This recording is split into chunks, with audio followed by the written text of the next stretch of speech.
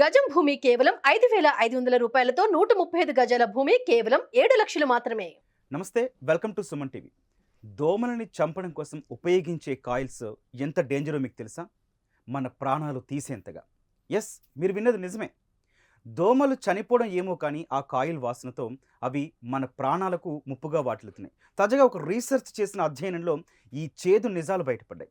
అయితే ఇది ఎందుకు ప్రమాదం, దీనికి పరిష్కార మార్గం ఏంటి, వీటిపై మాట్లాడదాం. ప్రస్తుతం మనతో పాటు ఉన్నారు ప్రముఖ ఫిజిషియన్ డాక్టర్ కిరణ్ గంగా గారు.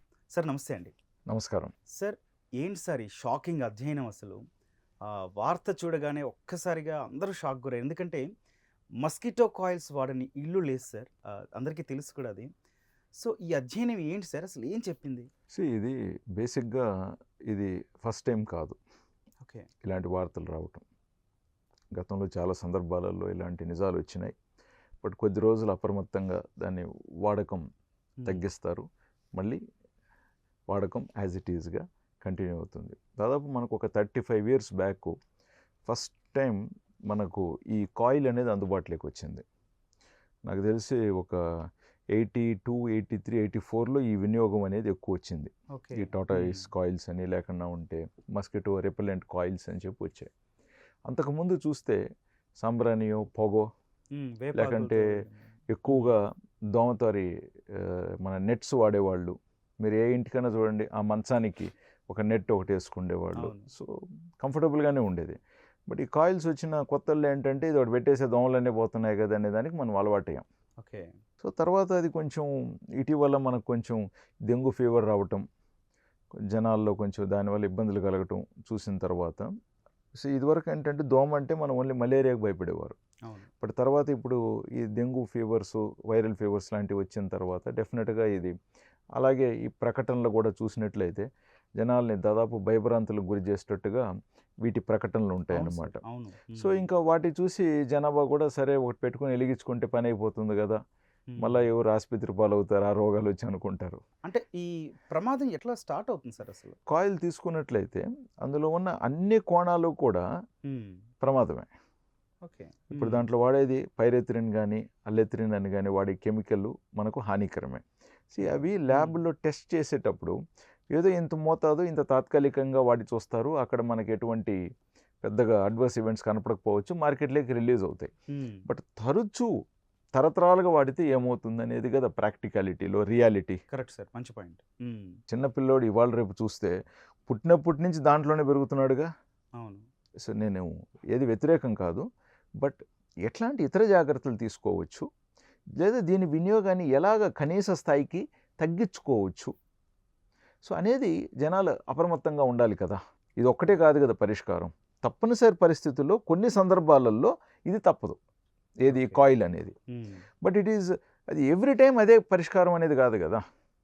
ఇప్పుడు ఒక అడ్వర్టైజ్మెంట్ చూసినట్లయితే, ఇఫ్ ఐఎమ్ నాట్ రాంగ్, దోమలు కిటికీలు తెరిచారేంటి, సాయంత్రం దోమలు వస్తాయి కదా అని ఒకరు అడిగితే, మా ఇంట్లో కాయిల్ పెట్టున్నాం కాబట్టి కిటికీలు తెరిచినా మాకు ఇబ్బంది లేదు అన్నట్టుగా ఉంటుంది.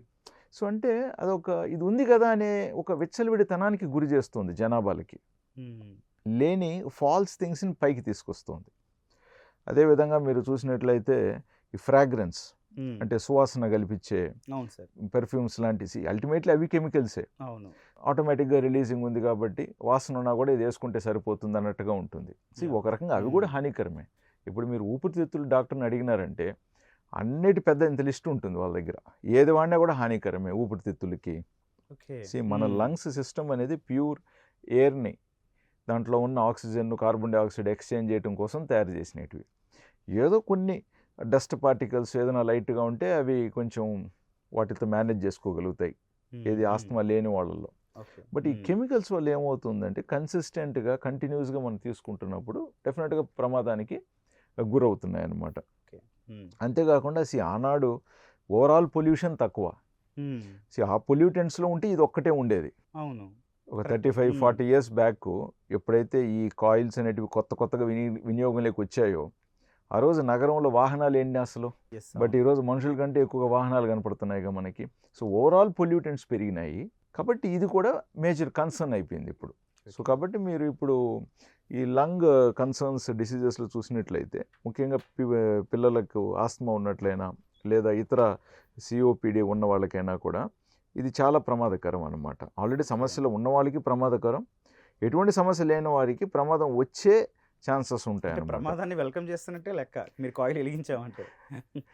ఒక రకంగా అటువైపు నుంచి మనము చూస్తాము, బట్ కానీ సామాన్యుడు ఏం చూస్తాడు, ఇది పెడితే దోమలు పోతున్నాయనే కదా ఆలోచిస్తారు. అవును. ఇప్పుడు నేనైనా కూడా ఒక చోట దోమలు ఎక్కువ ఉంటే కాయిల్ పెట్టకపోతేరా దోమలు ఇన్ని ఉన్నాయి, ఎలా దోమలు కూర్చోవాలనే కదా అడుగుతాం. అవును దేర్ ఆర్ రీజన్స్ అన్నమాట. సార్. అసలు ఏం జరుగుతుంది, సిమ్టమ్స్ ఎట్లా ఉంటాయి ఈ పొగ పీల్చినప్పుడు, లేకపోతే ఫ్రీక్వెంట్గా ఈ వెలిగించినప్పుడు, ఆ పొగ తీసుకున్నప్పుడు ఎట్లాంటి సిమ్టమ్స్ ఉంటాయి?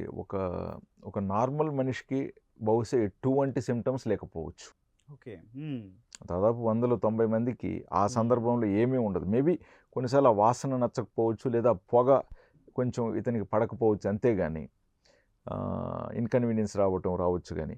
బట్ ఆల్రెడీ ఎవరికన్నా కొంచెం ఆస్తమా ఉన్న పేషెంట్ కానీ, లేకంటే ఇంకొంచెం బ్రీతింగ్ ఇష్యూస్ ఉన్న వాళ్ళు ఇటువంటి పొగ తగిలినప్పుడు వాళ్ళకి ఆ ఊపిరితిత్తుల్లో ఉన్న అల్వియోలై కొంచెం క్లోజ్ అయ్యే ఛాన్సెస్ ఉంటాయి. కాబట్టి వాళ్ళకి గాలి పీల్చుకోవడం కష్టమైపోయి ఆయాసం రావచ్చు, బ్రెత్లెస్నెస్ రావచ్చు, జనరల్గా కొంతమందికి తిప్పుతున్నట్టు, వికారంగా ఉన్నట్టు కనిపించవచ్చు. సో సిమ్టమ్స్ ప్రతి ఒక్కరిలో ఉంటాయనేది కాదు ఇక్కడ మనం. ప్లస్ మనం మాట్లాడుతున్నది కూడా సిమ్టమ్స్ ఉన్న వాళ్ళ గురించి కాదు, ముఖ్యంగా సిమ్టమ్స్ లేని వాళ్ళ గురించి. Correct sir. కాయిల్ అనేదాన్ని ఎంత అవసరం అంత వాడుకుంటే మంచిది. ఒకవేళ మీరు పెట్టారు, దోమలన్నీ పోయినాయి, హాఫ్ కాయిల్ అయింది, ఆపేయచ్చుగా, కిటికీ తలుపులు ఇంకా మూసేసుకోవచ్చుగా. కానీ అలా కాదు కదా సార్, వెలిగించామంటే నైట్ మొత్తం అది ట్రావెల్ అవుతూ ఉండాలి. ఈరోజు భారతదేశం ఆర్థికంగా కొంచెం ముందుంది కాబట్టి ఆ 5 రూపాయలు 10 రూపాయలు కొంచెం కనపడట్లేదు. బట్ ఒకప్పుడు ఆ కాయిల్ని ఒక రౌండ్ వాడి అది కట్ చేసి మర్నాడు మళ్ళీ వాడుకొని అట్లా ఒక కాయిల్ని వారం రోజులు వాడిన సిట్యువేషన్స్ ఉన్నాయి. అవును సార్. బట్ అది దాంట్లోంచి వచ్చే పొగ మనకు ప్రమాదకరం కదా. ఇప్పుడు పైరెత్తిరం కాకుండా ఈ పొగ రావటానికి కూడా, ఈ పొగ వ్యాపించడానికి కూడా ఇంకా కొన్ని కలపటం జరుగుతుంది. కొన్నిసార్లు అందులో హెవీ మెటల్స్ ఉండే ఛాన్సెస్ కూడా ఉంటాయి. సో అవి కూడా మనకి దీర్ఘకాల వినియోగంలో హానికరం అని చెప్పి మనకు అర్థమవుతుంది. కాబట్టి సో ఇప్పుడు నేను ఇలా చెప్తున్నప్పుడు మీరు అడగచ్చు నెక్స్ట్ క్వశ్చన్, సార్ మరి కాయిల్స్లో పొగ కదా, మేము డైరెక్ట్గా స్ప్రేలు వాడుకోవచ్చు అని కూడా అడుగుతారు.